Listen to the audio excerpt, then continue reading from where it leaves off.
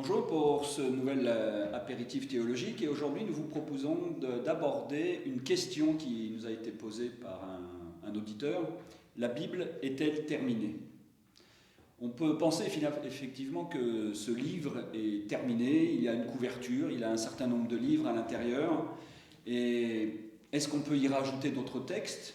Ou les textes à l'intérieur sont-ils figés? C'est ce que nous allons essayer d'aborder en quelques minutes ce matin.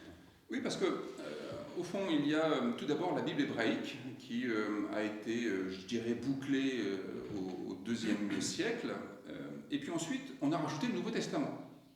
Et on pourrait se demander si, par exemple, le Coran ne pourrait pas être rajouté. Et on voit de toute façon que les textes bibliques sont eux-mêmes en évolution. Et j'aime bien cette idée du protestantisme qui consiste à dire que la Bible n'est vraiment elle-même que lorsqu'elle est interprétée. C'est-à-dire qu'il ne suffit pas d'avoir l'objet Bible sur son bureau pour être au contact de la Bible, encore faut-il aller dans le texte, essayer de lui faire produire du sens et en débattre avec d'autres. Oui. Donc ce qu'on peut dire, c'est que la Bible, elle est terminée dans le sens où il y a peu de chances qu'on rajoute des livres dans la Bible, mais son contenu n'est pas figé et son contenu peut évoluer dans le sens où les traductions peuvent évoluer avec la recherche. Alors il n'y a pas que ça tout de même, parce que par exemple, la Bible hébraïque qui a été retenue par les protestants pour leur propre traduction n'est pas le texte choisi par les Bibles catholiques, qui ont choisi plutôt la Septante, traduite par Jérôme dans la Vulgate, avec plus de livres, ce qu'on appelle les livres deutérocanoniques. On sait aussi qu'il y a le psaume 151 qui est utilisé dans la tradition orthodoxe.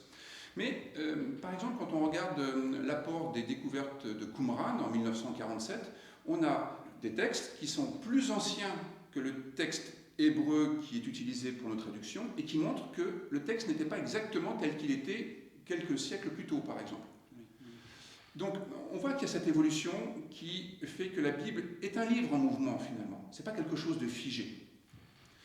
Et puis on pourrait se dire qu'on ne peut pas lire la Bible sans avoir aussi le journal. C'était un peu ce qu'on disait des protestants, il faut avoir la Bible dans une main, le journal dans l'autre. Donc ça signifie qu'on ajoute du texte à notre texte de référence. Et aussi on peut rajouter des livres extra-bibliques sur lesquels on peut réfléchir aussi. La sagesse humaine ne repose pas uniquement sur des textes bibliques. Oui, il est même précieux de pouvoir mettre les choses en parallèle pour voir d'une part la spécificité des textes bibliques, et puis pour aussi comprendre que les textes bibliques n'ont pas épuisé le sujet. Les textes bibliques ne sont pas là pour répondre à toutes les questions qui se posent aujourd'hui, d'abord parce qu'il y a bien des questions que les rédacteurs bibliques ignoraient, et parce qu'on a besoin de faire appel à d'autres champs de connaissances que les simples textes bibliques pour comprendre la vie. Bon, et bien voilà, on a quelques belles lectures devant nous. À très bientôt pour un nouvel apéritif théologique. À bientôt, au revoir. Au revoir.